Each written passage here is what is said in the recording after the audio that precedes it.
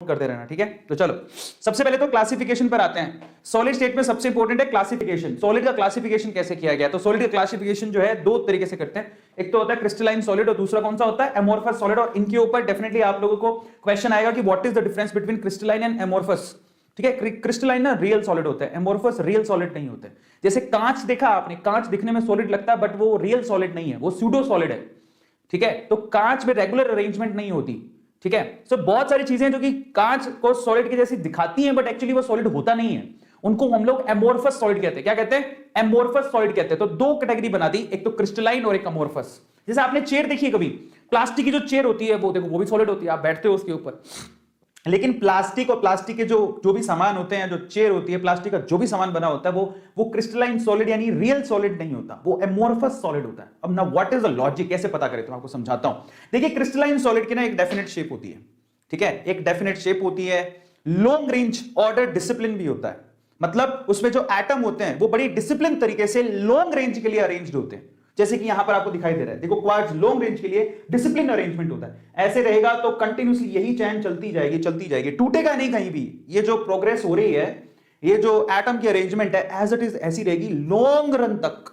समझ में आ रहा है? ये इनकी खास बात होती है क्रिस्टलाइन की। इसके अलावा उनका शार्प मेल्टिंग पॉइंट होता है। Now this point is really very important. अगर मैं बोलूं कि देखो नमक NaCl उसका 800 डिग्री सेल्सियस मेल्टिंग पॉइंट है, तो वो 800 डिग्री सेल्सियस पे मेल्ट हो जाएगा पूरा। जब तक वो पूरा मेल्ट नहीं होता वो 800 डिग्री सेल्सियस ही रहेगा। उसका एक शार्प मेल्टिंग पॉइंट होता है। तो क्रिस्टलाइन सॉलिड का शार्प मेल्टिंग पॉइंट होता है। एक शार्प मेल्टिंग पॉइंट पर वो क्या होते हैं?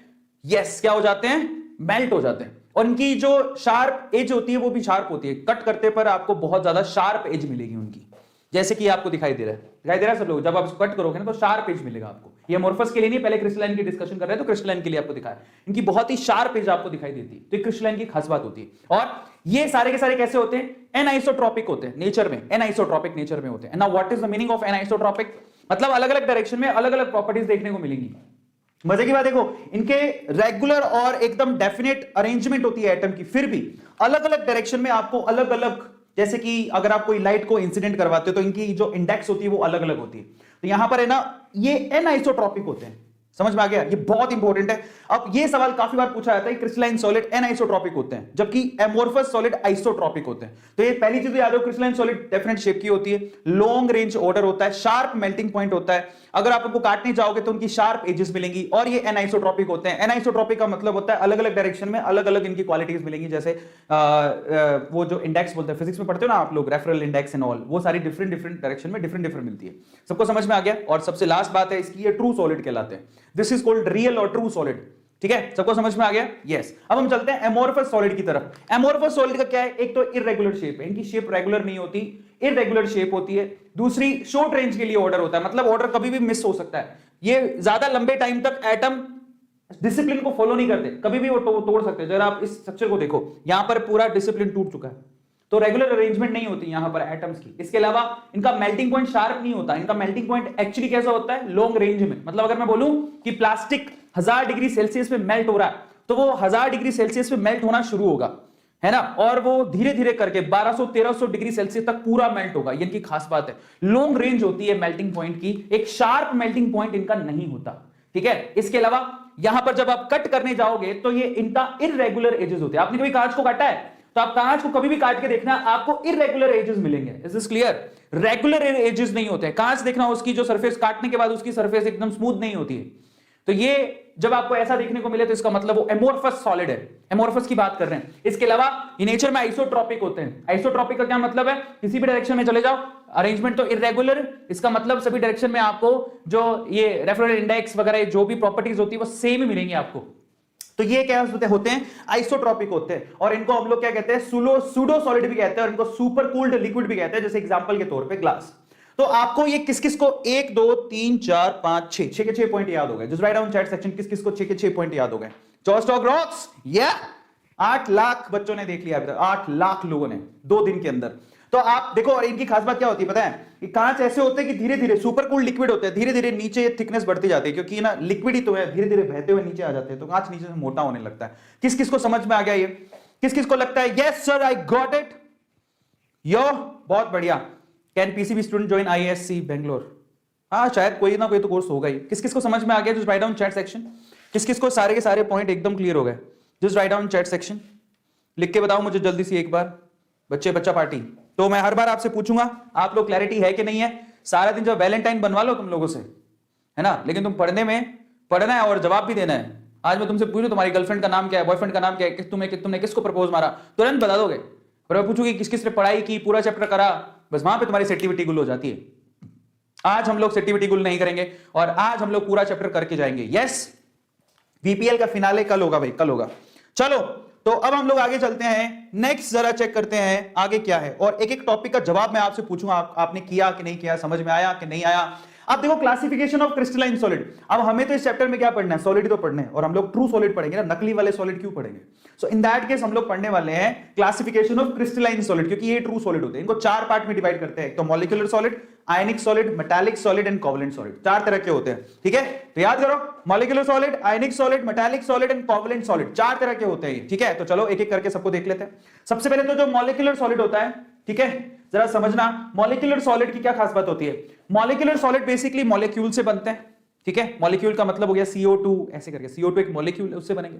तो बेसिकली मॉलिक्यूलर सॉलिड सबसे पहले तो वो नॉन पोलर होते हैं। आप खुद ही अंदाजा लगाओ, CO2 है, ठीक है, तो इनको आप तीन पार्ट में डिवाइड कर सकते हो। मॉलिक्यूलर सॉलिड नॉन पोलर भी हो सकते हैं, पोलर भी हो सकते हैं, और हाइड्रोजन बॉन्डेड भी हो सकते हैं। तो मॉलिक्यूलर सॉलिड को तीन पार्ट में डिवाइड कर दिया, non polar, polar and hydrogen bonded. तो चलो अब हम मॉलिक्यूलर सॉलिड को पढ़ते हैं कि नॉन पोलर में कौन आता है, पोलर में कौन आता है, हाइड्रोजन बॉन्डेड में कौन आता है। तो चलो सबसे पहले तो जो नॉन पोलर होते हैं, नॉन पोलर का मतलब पोल जनरेट ही नहीं हो रहे, प्लस और माइनस है ही नहीं, तो लो जो फोर्स ऑफ अट्रैक्शन है मॉलिक्यूल के बीच में बहुत वीक है, इसका मतलब वो क्या होंगे? सॉफ्ट होंगे। Are you getting my point? तो ऐसे सॉफ्ट होते हैं। और दूसरी बात, इंसुलेटर होते हैं, मतलब वो इलेक्ट्रिसिटी को कंडक्ट नहीं करते, इंसुलेटर होते हैं, और उनकी जो मेल्टिंग पॉइंट होती है बहुत लो होती है। अब ये कैसे पता मुझे?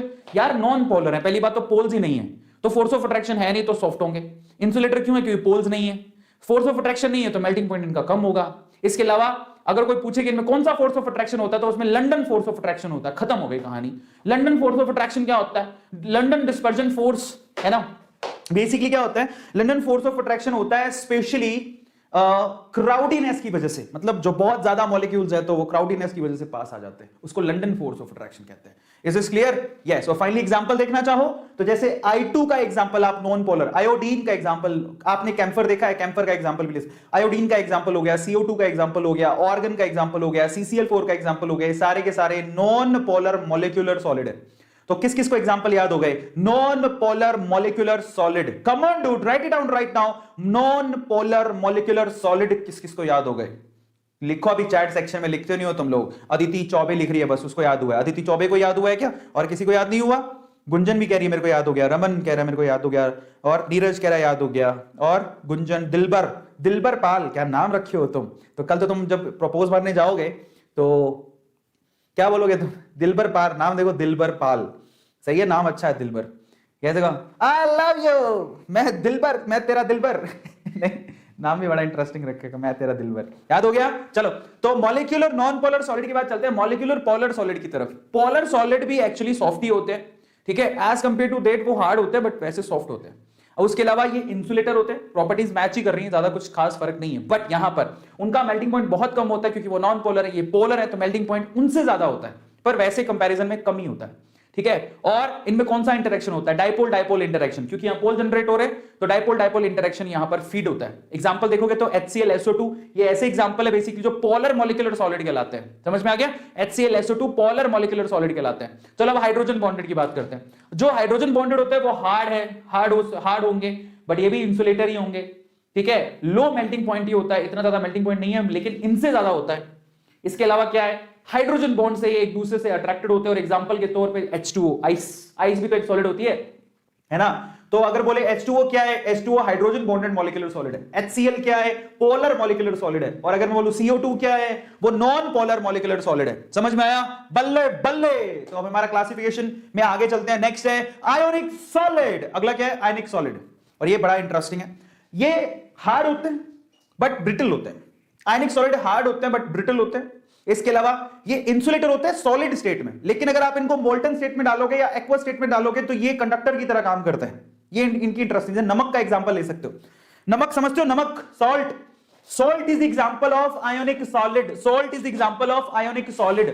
वो हार्ड होता है बट ब्रिटल होता है, ठीक है। इंसुलेटर होता है सॉलिड स्टेट में, बट कंडक्टर होता है मोल्टन स्टेट में, एक्वस स्टेट में। आपको पता होगा नमक जो होता है, नमक अगर आप उसको एक्वस स्टेट में डाल दोगे या मोल्टन स्टेट में कर लोगे तो वो कंडक्टर की तरह काम करता है, उसमें इलेक्ट्रिसिटी पास हो सकती है। समझ में आया?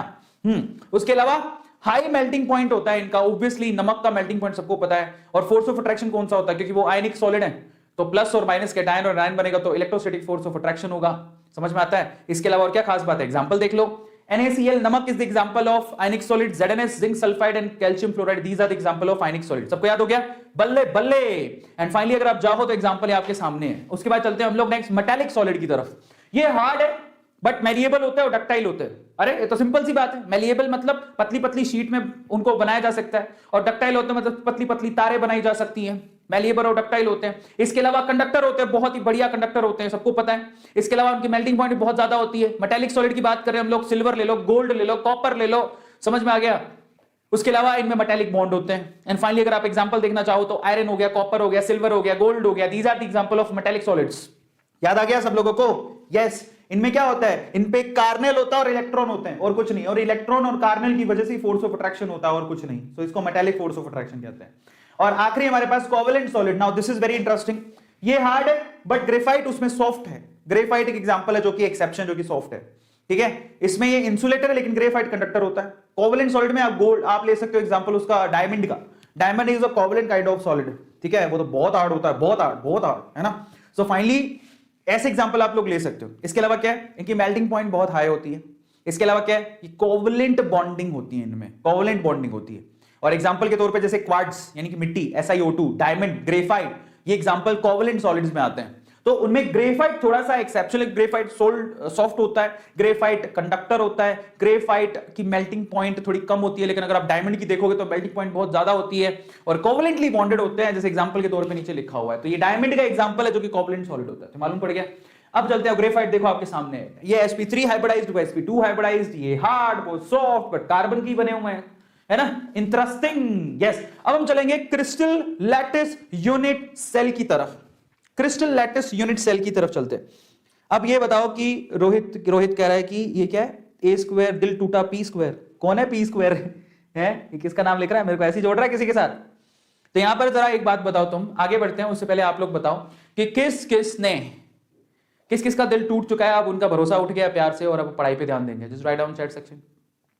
किस का दिल टूट चुका है अब वो सिर्फ पढ़ाई पे ध्यान देंगे और बाकी सब छोड़ देंगे, दिन दुनिया सब छोड़ देंगे, अब हम बस सिर्फ पढ़ाई पे ध्यान देंगे। जस्ट राइट डाउन ऐसे। मी मेरा, अच्छा समझी से मेरा आपका अच्छा सही बात है।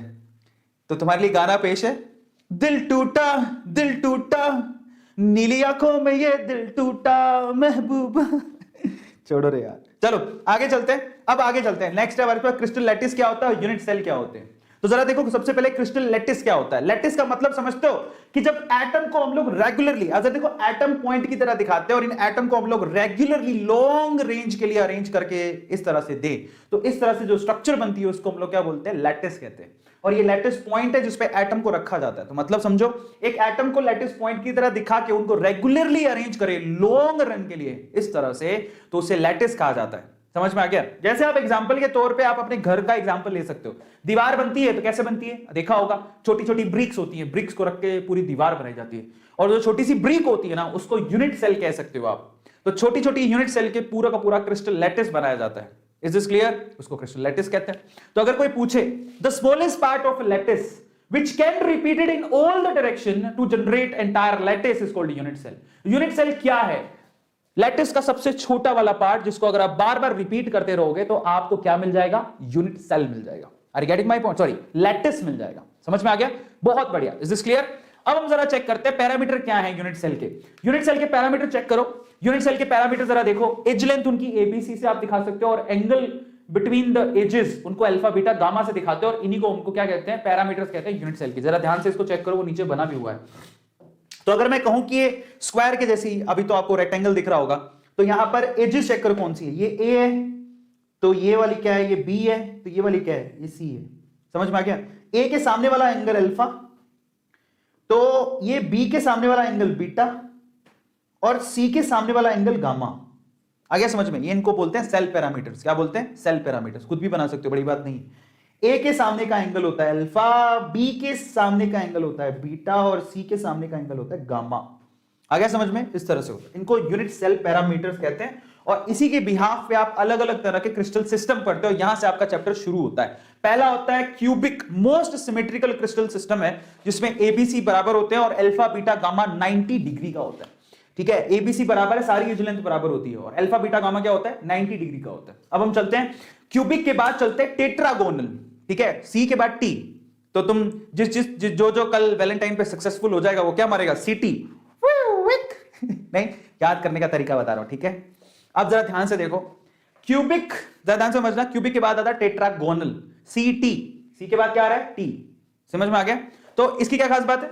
इसमें एबीसी बराबर था, इसमें ए और बी बराबर होते हैं, लेकिन सी एबी के बराबर नहीं होता। लेकिन एंगल सारे के सारे 90 डिग्री के इक्वली होते हैं। यहां पर एंगल नहीं बदला, सिर्फ मैंने यहां पर क्या बदला है? एज की लेंथ। इसको टेट्रागोनल कहते हैं। अब आते हैं सीटीओ। ओ मतलब ऑर्थोरोम्बिक।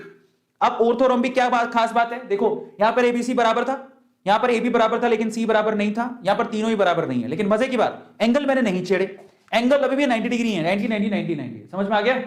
तो यहां पर सीटीओ याद हो गया सब लोगों को? सब बोलो सीटीओ तो याद है। CTO cubic, tetragonal, orthorhombic, CTO सबको याद हो गया? जल्दी से लिखो, किस किस को याद हो गया? सीटीओ किसको याद हो गया? उसके बाद है महाराष्ट्र।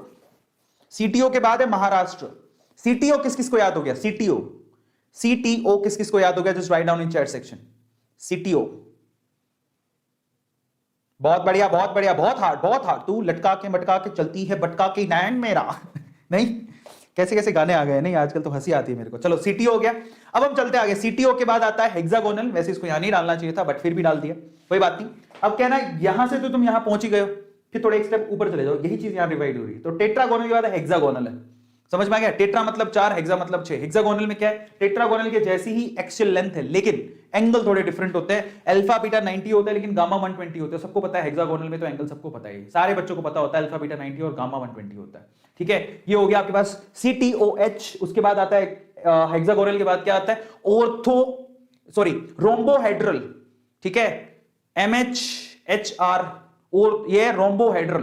तो थोड़ा और ऊपर चले जाओ, देखो यहां पर सीन क्या है? एबीसी बराबर, ए बी के बराबर, बट बी सी के बराबर नहीं है। ए बी सी तीनों ही गायब हो गए। फिर नीचे आओगे ना तो ऊपर वाले के जैसा कॉपी हो रहा है। देखो फिर से ए बी बराबर, लेकिन सी बराबर नहीं है। यहां पर आओ और ऊपर जाओ, एबीसी बराबर है, यहां भी एबीसी बराबर है। तो क्यूबिक के बाद रोम्बोहेड्रल पर आ गए, लेकिन एंगल का सीन देखो जरा, अल्फा बीटा गामा बराबर है, लेकिन वो 90 डिग्री के इक्वल नहीं है। तो आप जब कंपैरिजन करना शुरू कर दोगे ना, तो आपको बड़े आसानी से समझ में आ जाएगा। ठीक है, अच्छा क्या लिख रहा है? सर आपकी गर्लफ्रेंड है, मेरी तो अदिति है। बेटा तू नाम भी लिख रहा है, उसने चाटा लगा दिया तो तेरे को चैट सेक्शन के अंदर। ये अदिति चौबे, सुना ना उसको एक बार? है, चलो तो अब हम आगे चलते हैं। फाइनली अल्फा बीटा गामा बराबर होता है, लेकिन वो 90 डिग्री के इक्वल नहीं होता है। समझ में आ गया? अब फाइनली आगे देखो, फिर आता है मोनोक्लिनिक। एक्चुअल में मोनोक्लिनिक ऊपर जाना चाहिए था, महाराष्ट्र बन जाता। फिर मोनोक्लिनिक, एबीसी तीनों ही बराबर नहीं है। समझ में आ गया? Is this clear? और एंगल देखो, अल्फा गामा 90, लेकिन बीटा 90 नहीं है। फाइनली लास्ट आता है triclinic, most unsymmetrical, most unsymmetrical.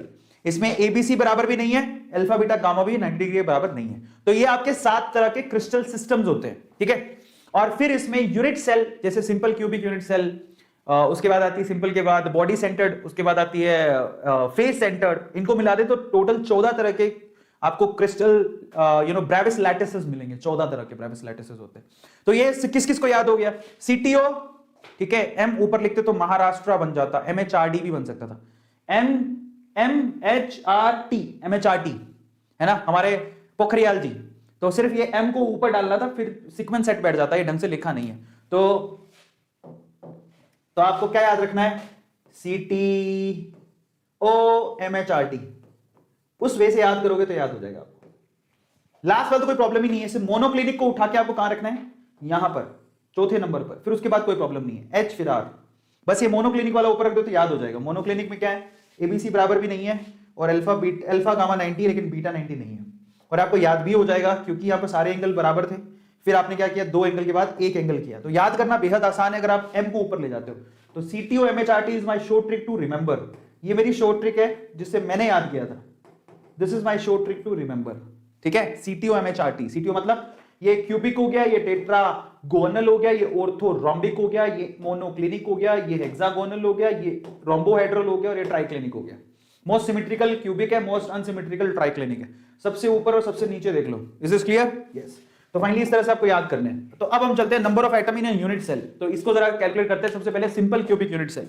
इसमें एटम कहां होते हैं? सिर्फ और सिर्फ कॉर्नर पे। कॉर्नर का कंट्रीब्यूशन होता है सिर्फ 1/8। तो टोटल 8 कॉर्नर होते हैं। 1/8 से मल्टीप्लाई करोगे क्योंकि एटम यूनिट सेल के अंदर सिर्फ 1/8 पार्ट में ही होता है, तो इसका टोटल कंट्रीब्यूशन निकल के आएगा 1। तो सिंपल क्यूबिक यूनिट सेल में दिखते हैं कि 8 एटम हैं, समझ में आ गया, कॉर्नर पे, बट एक्चुअल उसका कंट्रीब्यूशन कितना होता है? मात्र 1। लुक एट इट, ऐसे समझ में आएगा आपको, क्योंकि एटम का कंट्रीब्यूशन यूनिट सेल के अंदर बहुत ही कम है। समझ में आ गया? ये बम के जैसे लग रहे हैं। चलो फाइनली अब आते हैं नेक्स्ट। हमारे पास क्या है? Body centred cubic unit cell. इसमें क्या होता है? कॉर्नर पे तो होती है, एक एटम अंदर होता है, तो कॉर्नर वालों का तो कंट्रीब्यूशन तुम्हें पता है 1 है। इसमें एक अंदर भी है तो कितना हो गया? 2। तो इसका जो कंट्रीब्यूशन होता है 8 × 1/8 + 1, क्योंकि एक अंदर भी है तो 2 हो गया। अब आते हैं face centred cubic unit cell की तरफ। इसमें एटम कहां होते हैं? एक तो कॉर्नर पे होते हैं और फिर फेस के हर फेस पर भी होते हैं। तो कॉर्नर का कंट्रीब्यूशन तुम्हें पहले से पता है 8 × 1/8। फेसेस कितने होते हैं टोटल? किसी क्यूब के फेस होते हैं 6, और एक फेस का कंट्रीब्यूशन आधा एटम अंदर होता है आधा बाहर होता है, अगर फेस पे रख भी दोगे तो 6 × ½ तो टोटल कितना आएगा? 4। तो फेस सेंटर्ड के लिए 4 होता है, बॉडी सेंटर्ड के लिए 2 होता है, सिंपल क्यूबिक यूनिट सेल के लिए 1 होता है। अब आता है क्लोज पैकिंग की तरफ चलते हैं। तो सबसे पहले आते हैं क्लोज पैकिंग में 1D पैकिंग। 1D पैकिंग का मतलब एटम को सिर्फ एक ही डायरेक्शन में आप लोगों को लगाना है। जरा आप चेक करो, इसको 1D पैकिंग कहते हैं। आपने क्या किया? एटम लिए, एक एक करके ऐसे लगा दिए। अगर आप कोई पूछे तो कोऑर्डिनेशन नंबर क्या है? 2। क्यों? आप इस एटम को उठाओ, उसके इस तरफ भी एक ही टच कर रहा है, उसके इस तरफ भी एक ही टच कर रहा है, तो कोऑर्डिनेशन नंबर का मतलब होता है नंबर ऑफ एटम टचिंग। टची कौन टच कर रहा है? तो 2 ही एटम टच कर रहे हैं, इसलिए कोऑर्डिनेशन नंबर 2 है। अब आते हैं cubic close packing 2D। 2D में कैसे होगी? आप 2D की क्यूबिक क्लोज पैकिंग को देखो। एक तो होती है square close packing, AA type की। मतलब जरा समझो, आपने लड्डू लगाने शुरू किए, तो आपने क्या किया? पहली वाली लेयर लगाई, उसके जस्ट ऊपर लड्डू लगाने का तरीका क्या है? दूसरी लेयर भी ऐसे लगा दी। कभी लड्डू लगाए? बड़ा मजा आता है। आपके घर में शादियां हो और लड्डू के थाल आए हो बहुत बड़े बड़े, और आपकी मम्मी बोल रही है चलो डब्बे में लड्डू डालो, चलो। तो तुम्हारा तरीका क्या हो सकता है लड्डू डालने का? आप ऐसे करके एक लाइन लगाओ लड्डू की, उसके ऊपर सेम लाइन दूसरी भी एज इट इज लगा दो। तो इसको बोलते हैं स्क्वायर क्लोज पैकिंग। करा होगा आप लोगों ने। और स्क्वायर क्लोज पैकिंग का जो कोऑर्डिनेशन नंबर होता है 4 होता है। क्यों? अगर आप ध्यान से देखोगे तो हर एक एटम को टोटल 4 एटम टच कर रहे होते हैं, इसलिए इनका कोऑर्डिनेशन नंबर क्या होता है? 4। I really love laddoo. मुझे लड्डू बहुत पसंद है, बूंदी के लड्डू। ओ माय गॉड, मुझे सूरतगढ़ की याद आ गई। सूरतगढ़ में ना एक, अगर आपको पता हो तो वहां पर है ना खेजड़ी मंदिर है, रेगिस्तान का टीला है, और उसके ऊपर हनुमान जी का मंदिर है। खेजड़ी के ऊपर हनुमान जी का मंदिर है, और वहां पे मतलब हम लोग जाते थे तो वहां पे दुकानें भी हैं वैसे मिठाइयों की, लेकिन हम लोग खुद से लड्डू लेके जाते थे चढ़ाने के लिए। तो इतने लड्डू भगवान तो चढ़ाएंगे, लेकिन हमारे मुंह में ज्यादा पानी आता था देख देख के। आई रियली लव, मतलब बूंदी के लड्डू तो माशाल्लाह, मतलब मैं क्या ही बताऊं, मैं तो कोई वर्ड ही नहीं है मेरे पास। तो अगर आप बूंदी के लड्डू कभी खाए हो ना, बहुत मजा आता है यार बूंदी के लड्डू में। ओ माय गॉड, भूख लग रही है, जल्दी खत्म करते हैं। चलो, तो इनको बोलते हैं स्क्वायर क्लोज पैकिंग, ठीक है। तो इनका कोऑर्डिनेशन नंबर 4 होता है, क्योंकि हर एक एटम 4 एटम को टच कर रहा होता है। ऐसी 2D पैकिंग स्क्वायर नहीं होती, स्क्वायर के अलावा एक और हो सकती है, इसको बोलते हैं हेक्सागोनल क्लोज पैकिंग। ये कैसे होती है? आप लड्डुओं को ऐसे लगाओ, कैसे? AB टाइप की, जैसे आपने एक लेयर लगा दी ऐसे लड्डुओं की। अब इन दोनों लड्डुओं के बीच में जो जगह है, वहां पर आपने इस लड्डू को लगाया। जरा ट्राई टू अंडरस्टैंड, समझ में आया? तो अब ये ऊपर वाली लेयर और नीचे वाली लेयर एक दूसरे से डिफरेंट है। फिर जो तीसरी लेयर लगाओगे वो पहली वाली लेयर के जैसी होगी। तो इस पैकिंग को बोलते हैं AB टाइप पैकिंग। इसको हेक्सागोनल क्लोज पैकिंग बोलते हैं। अब हेक्सागोनल क्यों बोला? क्योंकि जब आप किसी एक एटम को पकड़ोगे तो वो 6 एटम को टच कर रहा होगा। 1 2 3 4 5 6, इसलिए इसको बोलते हैं हेक्सागोनल क्लोज पैकिंग। तो 2D में 2 पैकिंग होगी, 1D में तो एक ही पैकिंग होती है। 2D में 2 तरह की, स्क्वायर एंड हेक्सागोनल, ठीक है। अब देखो 3D में पैकिंग की तरफ चलते हैं। 3D पैकिंग कैसे होती है, ठीक है। अब आप चलते हैं यहां पर 3D पैकिंग की तरफ, जिसको बोलते हैं सिंपल क्यूबिक पैकिंग। एक होती है सिंपल क्यूबिक पैकिंग, वो कुछ नहीं है। आपने क्या किया 3D में भी, जैसे आपने नीचे एक लेयर लगाई थी, सेम आपने कभी लड्डू लगाए होंगे ना, एक बड़ा बॉक्स दे दिया मान लो, जैसे नीचे लड्डू लगाए सेम ऊपर वाली परत भी सेम ही है। उसको बोलते हैं AA टाइप पैकिंग। ये AA टाइप पैकिंग है, इसको A टाइप पैकिंग बोलता है। कोऑर्डिनेशन नंबर 6 होता है। अगर आप ध्यान से देखोगे तो हर एक एटम को 6 एटम टच कर रहे होंगे, आगे पीछे ऊपर नीचे दाएं बाएं 6। तो इनकी कोऑर्डिनेशन नंबर 6 होता है। फिर होता है hexagonal close packing. Now this packing is really very interesting. इनकी पैकिंग कैसी होती है? AB टाइप की पैकिंग होती है, और टोटल एक एटम को 12 एटम टच कर रहे होते हैं, तो कोऑर्डिनेशन नंबर 12 होता है। AB टाइप की पैकिंग होती है और 12 कोऑर्डिनेशन नंबर होता है। एक एटम को 12 एटम टच कर रहे होते हैं। मान लो ना आप ये देख लो, ये 12 कैसे होते हैं। ये बीच वाला ले लो तो 6 तो आजू बाजू के हो गए, 3 ऊपर 3 नीचे, 12 हो गए। इसको हेक्सागोनल क्लोज पैकिंग। फिर होती है क्यूबिक क्लोज पैकिंग। ये एबीसी एबीसी टाइप की पैकिंग होती है। देखो ए बी सी मतलब A B C A B C A B C A B C, मतलब ए वाली बी से मैच नहीं करेगी, बी वाली सी से मैच नहीं करेगी। और इस तरह से पैकिंग जो होती है क्यूबिक क्लोज पैकिंग होती है, सबसे बढ़िया वाली पैकिंग यही होती है। इनमें भी कोऑर्डिनेशन नंबर 12 ही है, लेकिन एफिशिएंसी 74% होती है। एबीसी एबीसी पैकिंग बोलते हैं, क्यूबिक क्लोज पैकिंग है, इसको एफसीसी पैकिंग भी कहते हैं। इसका कोऑर्डिनेशन नंबर 12 ही है, मतलब एक एटम को 12 ही एटम टच कर रहे होते हैं। इसको एबीसी एबीसी पैकिंग कहते हैं। समझ में आया सब लोगों को? अब वॉइड्स की बात करते हैं। अगर आप सॉलिड में वॉइड देखोगे तो एक होता है टेट्राहेड्रल वॉइड, ठीक है। अब टेट्राहेड्रल वॉइड का क्या मतलब है? 4 गेंदों से मिलकर बनने वाले वॉइड को, जगह को, मतलब आपने 4 गेंदें ले ली, 3 नीचे लगा दी, 1 2 3, एक उसके ऊपर लगा दी, तो नीचे से देखोगे तो उसके पास जगह खाली मिलेगी तुम्हें, उसको टेट्राहेड्रल वॉइड कहते हैं। समझ में आया? एक होता है ऑक्टाहेड्रल वॉइड, 6 गेंदों से मिलके बनने वाले वॉइड को, मतलब 3 गेंदें नीचे 3 गेंदें ऊपर, फिर बीच में एक जगह दिखेगी तुम्हें, दिखाई दे रहा है, उसी को ऑक्टाहेड्रल वॉइड कहते हैं। समझ में आया? अब जरा चेक करना, किसी भी लैटिस के अंदर अगर आप मान लो कि सीसीपी या एचसीपी है, उसमें बोलूं कि नंबर ऑफ एटम n है, तो उसमें twice of n tetrahedral void होंगे और n टाइम्स ऑक्टाहेड्रल वॉइड होंगे। अब इसको इस तरह से समझो, जैसे कि मान लो आपके पास है ना एफसीसी पैकिंग है, तो आप बताओ कि एफसीसी पैकिंग में टोटल नंबर ऑफ एटम कितने होते हैं पर यूनिट सेल? 4। तो उसमें टेट्राहेड्रल वॉइड कितने होंगे? 8, जस्ट डबल। ऑक्टाहेड्रल वॉइड कितने होंगे? 4, ये लिखा हुआ है। अगर ये n है तो ऑक्टाहेड्रल वॉइड कितने होंगे? n, और टेट्राहेड्रल ट्वाइस ऑफ n, तो टेट्राहेड्रल डबल होंगे और ऑक्टाहेड्रल उतने ही होंगे। ये वॉइड होते हैं, बहुत इंपॉर्टेंट कॉन्सेप्ट है जो काफी बार सवाल लेके जाता है, ठीक है, आपको ध्यान रखना है। अब हम आगे चलते हैं, relationship between a d r. A क्या है? एज लेंथ, डी क्या है यहां पर बताओ मुझे? ये है डायमीटर, और आर क्या है यहां पर? रेडियस। तो चलो मैं आपको सिंपल क्यूबिक यूनिट सेल में एडीआर का रिलेशन क्या होता है सबको पता होने चाहिए। Just write down chat section, simple cubic unit cell में ए और आर में क्या रिलेशन होता है? Just write down chat section में लिख के बताओ, सिंपल क्यूबिक यूनिट सेल में ए और आर में क्या रिलेशन होता है? लिख के बताओ फटाफट से। ए और आर में किस दे बेटा? छोड़ दे, किस दे हो गया तेरा? ए और आर में रिलेशन बता।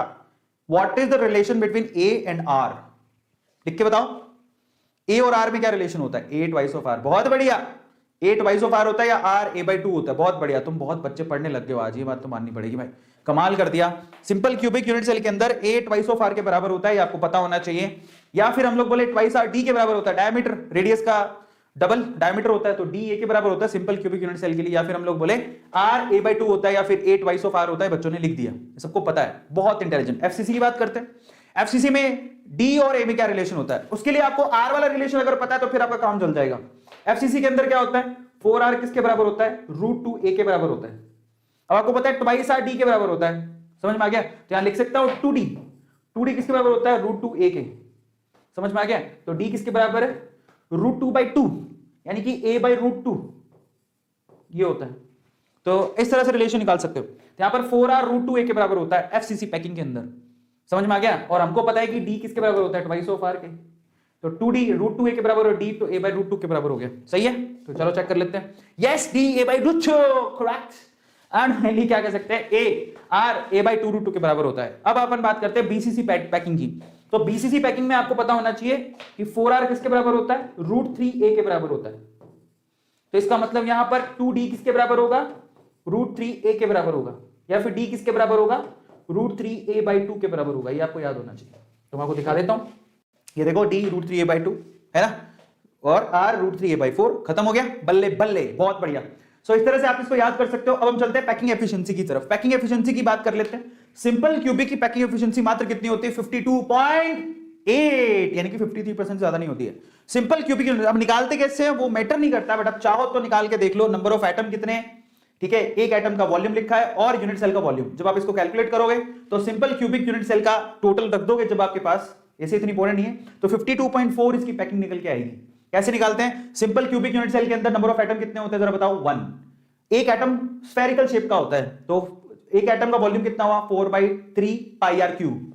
और पूरे यूनिट सेल का वॉल्यूम कितना है? a3। और आपको यह भी पता है कि a ट्वाइस ऑफ r के बराबर होता है सिंपल क्यूबिक यूनिट सेल की, तो वो रख दो। जब कैलकुलेट करोगे तो फाइनली 52.4% आएगा। इसी तरह से आपको निकालना है, ठीक है। अब सिंपल के बाद बीसीसी की बात करते हैं। 68% इसकी पैकिंग एफिशिएंसी होती है। अगेन एन की वैल्यू बीसीसी में 2 है, ये 4/3 πr3, ये एटम का वॉल्यूम होता है, मैथमेटिकल फॉर्मूला है, और a3। और आपको सिर्फ इतना करना है, यहां पर 4r √3a के बराबर होता है, a की वैल्यू उठा के रख दो इसके अंदर। जब आप कैलकुलेट करोगे तो ये आएगा 68%। कितना आएगा? 68%। तो 68% पैकिंग एफिशिएंसी होती है बीसीसी की। एफसीसी की बात कर लेते हैं।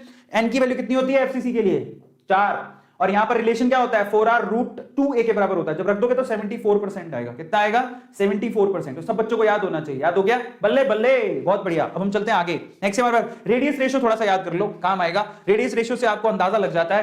यहां पर रेडियस रेशियो का मतलब क्या होता है, केटायन का रेडियस और एनायन का रेडियस, उसी को रेडियस रेशियो बोलते हैं। मान लो कि आपके पास एक आयनिक सॉलिड है, तो उसमें केटायन होगा और एनायन होगा, इनके रेशियो को रेडियस रेशियो कहते हैं। केटायन का रेडियस क्या है और एनायन का रेडियस क्या है। अगर ये रेशियो, ध्यान से समझना, अगर ये रेशियो लाई करता है 0.155 से 0.225, तो रेडियस रेशियो बहुत कम है, इसका मतलब कोऑर्डिनेशन नंबर मात्र 3 है। और यहां पर स्ट्रक्चर कैसी होगी, ट्राइगोनल प्लेनर, ठीक है। और यहां पर देखो, ये देख के भी जाओगे थोड़ा बहुत अंदाजा लगेगा। बोरॉन ट्राइऑक्साइड इसका एग्जांपल है, B2O3। इतना इंपॉर्टेंट नहीं है, बट इंपॉर्टेंट क्या है, ये इंपॉर्टेंट है। अब ये याद कर लो 0.225 से 0.414, अगर ये रेडियस रेशियो निकल के आता है तो कोऑर्डिनेशन नंबर होता है 4, स्ट्रक्चर बनेगी टेट्राहेड्रल। जिंक सल्फाइड उसका एग्जांपल है, और ये 100% नीट में पूछा गया है। सबको समझ में आ गया, याद रखना, फिर मत कहना मैंने बताया नहीं। उसके बाद रेडियस रेशियो 0.41 से लेके 0.732, तो यहां पर कोऑर्डिनेशन नंबर है 6। पैकिंग बनेगी FCC वाली पैकिंग, ऑक्टाहेड्रल स्ट्रक्चर बनेगी। एग्जांपल के तौर पे NaCl, सबको पता होना चाहिए कि NaCl की रेडियस रेशियो 0.414 से 0.732 के बीच में होती है, कोऑर्डिनेशन नंबर 6 होता है, याद होना चाहिए। आखिरी 0.732 से 1, कोऑर्डिनेशन नंबर बनेगा 8। Body centred cubic unit cell बनेगी, एग्जांपल के तौर पे CaCl, बड़े कॉमन एग्जांपल है। लास्ट के 3 तो सबको याद होने चाहिए। रेडियस रेशियो 0.225 से 0.414, 0.2 से 0.4, 0.4 से 0.7, 0.7 से 1, इतना तो याद कर लो। 0.2 से 0.4, 0.4 से 0.7, 0.7 से 0.1, है ना। 4, 6, 8 tetrahedral, octahedral and body centred. Example के तौर पे ZnS, NaCl एंड CHCl। याद हो गया, किस किस को सारे एग्जांपल याद हो गए। 3 लास्ट के याद करने को बोल रहा हूं मैं, तो पहला वाला याद ही नहीं करने को बोल रहा। Just write down chat section की सर हमें याद हो गए, लिखो अभी के अभी। कम ऑन डूड, लिखते नहीं हो, मजा नहीं आता। तुम आज सब किस लिए कर रहे हो तुम बेटा, पढ़ते कब करोगे। देखो अभी चैट सेक्शन में, तो मुझे याद हो गया, याद हो गए। बस ये टिंकू जिया को याद हुआ है, सॉरी सौंदर्य जिया को इसका नाम रख दिया टिंकू जिया नहीं, Saundarya Jiya is the regular student of us and we named her as Tinku Jiya ठीक है। चलो तो फाइनली अब चलते हैं हम लोग आगे। याद हो गया सबको, बल्ले बल्ले, यस, मुझे भी बहुत बढ़िया अमेजिंग। चलो तो आगे चलते हैं। नेक्स्ट, अभी रेडियस रेशियो में लास्ट के 3 याद कर लेना। डेंसिटी ऑफ यूनिट सेल की डेंसिटी का फॉर्मूला तो सबको पता है, क्या है इसका फॉर्मूला, जन्म जन्म जन्म। ये तो सबको याद करवाया था मैंने। एक गाना है तुम्हारा, कौन सा वाला, वैलेंटाइन पे सब बच्चों को याद होता है गाना, मतलब बच्चों को क्या, जो कपल्स होते हैं ये गाना जरूर सुनते हैं। जन्म जन्म जन्म साथ चलना यूं ही। बताओ ये गाना गाया किसने था, अरिजीत सिंह ने। तुम्हें ये लॉजिक बताया किसने, A² ने। तो टोटल कितना हो गया, ये अरिजीत सिंह, ये A² ने तुम्हें लॉजिक बताया, अरिजीत सिंह ने गाना गाया, तो टोटल कितना हो गया A³। तो अब ये बस इतना सा याद रखना है, इट्स वेरी सिंपल लॉजिक। लिखोगे ज न म A³ क्या लॉजिक है। जन्म जन्म जन्म, Z मतलब rank, that is number of atom, M मतलब मोलर मास, N मतलब एवोगैड्रो नंबर, A क्या है, वॉल्यूम, सॉरी A³ वॉल्यूम है, A एज लेंथ है। This is the formula for density. जन्म जन्म जन्म, देखो ज ऊपर आएगा, न छोटा है तो नीचे, फिर म ऊपर, खत्म। जन्म जन्म जन्म, अरिजीत सिंह ने गाया है, A² ने बताया, तो A³ लगा देना, खत्म हो गई कहानी। सही है, तो ये तरीका याद करने का। तो जन्म जन्म जन्म, देखो जन्म जन्म जन्म 3 बार गाया तुमने, A³ लगा देना। ये डेंसिटी है, इस तरह से इसको याद करना है। ये इनके यूनिट्स हैं, डेंसिटी का यूनिट सबको पता है, इसकी कोई यूनिट नहीं होती। मोलर मास का यूनिट पता है, इसका सेंटीमीटर में मोल इनवर्स होता है। ये डेंसिटी का फॉर्मूला होगा। अब आते हैं अपन इम्परफेक्शन इन सॉलिड। सॉलिड्स में इम्परफेक्शन होती है, मतलब सॉलिड है ना, दिखते हैं बट वो होते वैसे नहीं है जैसे दिखते हैं। So in that case imperfection impurity कहलाता है। वो कैसे होता है जरा देखो। इम्परफेक्शन 2 तरह के, तो पॉइंट डिफेक्ट, एक लाइन डिफेक्ट, 2 तरह के हैं, ठीक है। ये पॉइंट डिफेक्ट क्या होता है, वैसे ये ज्यादा पूछे हैं, लाइन डिफेक्ट ज्यादा आते हैं। तो डिफेक्ट अराउंड अ पॉइंट और atom is called point defect. एक एटम की वजह से कोई डिफेक्ट आ जाए तो पॉइंट डिफेक्ट कहलाता है, लेकिन अगर पूरी रो में ही डिफेक्ट है तो वो लाइन डिफेक्ट कहलाता है। अभी इतने इसको पढ़ने की जरूरत नहीं है। पॉइंट डिफेक्ट क्या होता है, स्टोइकियोमेट्रिकल डिफेक्ट पॉइंट डिफेक्ट होते हैं, उसमें कोई स्टोइकियोमेट्री चेंज नहीं होती है। समझ में आ गया। तो पॉइंट डिफेक्ट, सॉरी यही आता है, point defect is very important. Stoichiometrical defect and non stoichiometrical defect. Stoichiometry में आपकी स्टोइकियोमेट्री एटम की चेंज नहीं होगी, जितने कैटायन है उतने ही एनायन रहेंगे।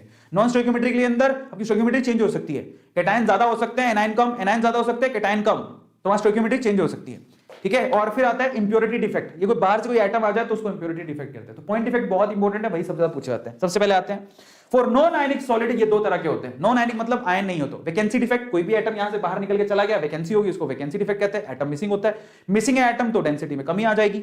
और अगर हम लोग यहां पर बोले इंटरस्टिशियल डिफेक्ट, तो यहां पर क्या है ना कि अच्छा खासा अरेंजमेंट था, बीच में कोई बोलते हैं कि ना मियां बीबी और वो, तो यहां पर एटम लगे हुए थे, अचानक से कोई वो भी आ गया बाहर से, समझ में आ गया, इसको इंटरस्टिशियल डिफेक्ट, बाहर से कोई एक्स्ट्रा एटम आ जाता है, इसको इंटरस्टिशियल। अब आयनिक के अंदर क्या होता है, आयनिक में पहला डिफेक्ट है फ्रैंकल डिफेक्ट, ज्यादा ही फ्रैंक, ये फ्रैंकल मतलब इंटरस्टिशियल के जैसा ही होता है, पर यहां पर ये आयनिक है, मतलब केटायन है, एनायन है, केटायन है, एनायन है, लेकिन अचानक से कोई एनायन या कोई केटायन जो कि छोटा होता है वो निकल के कहीं ऐसे चिपकने लगता है, मतलब फ्रैंक होने लगता है, आगे घुसता है जगह पे, इसको फ्रैंकल डिफेक्ट कहते हैं। मतलब कोई केटायन अपनी जगह से निकल के छोटा होता है तो कहीं और जाके अपने आप को एडजस्ट करता है, जैसे यहां से निकल के यहां आ गया, तो इसको फ्रैंकल डिफेक्ट कहते हैं। समझ में आ गया, यहाँ डेंसिटी में कमी नहीं आती, क्यों, क्योंकि एटम बाहर नहीं निकला है, अंदर ही एडजस्ट हुआ है, तो डेंसिटी चेंज नहीं होती है। लेकिन इसके example AgCl, AgBr, ZnS, these are the example of Frenkel defect. एक होता है शॉर्ट की डिफेक्ट, शॉर्ट ही हो जाता है, मेरा याद बड़ा अच्छे से करता था, फ्रैंकल मतलब फ्रैंक होना, कोई भी जाके चिपक रहा है कहीं, अपनी जगह से उठ के कहीं चिपकने लग जाता है, छोटा केटायन।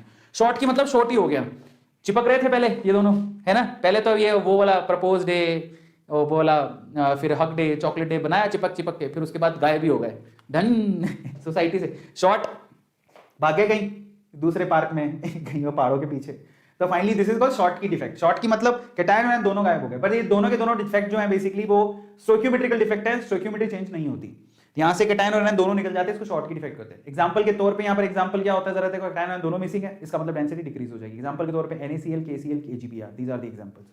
अब चलते हैं नॉन स्टोइकियोमेट्रिकल डिफेक्ट में। नॉन स्टोइकियोमेट्रिक डिफेक्ट में मेटल एक्सिस डिफेक्ट, मेटल की एक्सिस हो जाती है, ठीक है, अपने आप से, तो इसका मतलब स्टोइकियोमेट्री चेंज हो जाएगी। अब ये कैसे होगा, एनायन की वैलेंसी से हो सकता है, मतलब एनायन गायब हो गया, अगर एनायन ही गायब हो गया तो केटायन तो अपने आप, उसकी केटायन की क्या बढ़ जाती है, केटायन की संख्या तो बढ़ी जाएगी। केटायन कौन होता है, मेटल, तो मेटल एक्सिस डिफेक्ट उसको कहते हैं। यहां से अचानक से क्या होगा, एनायन अपना इलेक्ट्रॉन छोड़ के गायब हो जाएगा वहां से, और इसी को एफ सेंटर बोलते हैं, जिसकी वजह से आपको कलर दिखाई देता है, ठीक है। एक तो होता है ड्यू टू एनायन वैकेंसी, और फिर दूसरा होता है ड्यू टू एक्स्ट्रा केटायन, मतलब आप आराम से पड़ा हुआ है, अचानक से बाहर से कोई एक्स्ट्रा केटायन आ गया, तो केटायन की क्या हो गई, एक्सेस हो गई, अपना इलेक्ट्रॉन भी साथ लेके आया है, इसको बोलते हैं केटायन, क्या बोलते हैं, एक्स्ट्रा केटायन की वजह से मेटल एक्सेस हो गया। एग्जांपल के तौर पे ZnO, zinc oxide is the example. Cation की साइज छोटी होनी चाहिए तभी केटायन एक्सेस में आ सकता है, क्योंकि छोटी साइज ही घुस सकती है, बड़ी साइज वाला तो घुस ही नहीं सकता, ठीक है।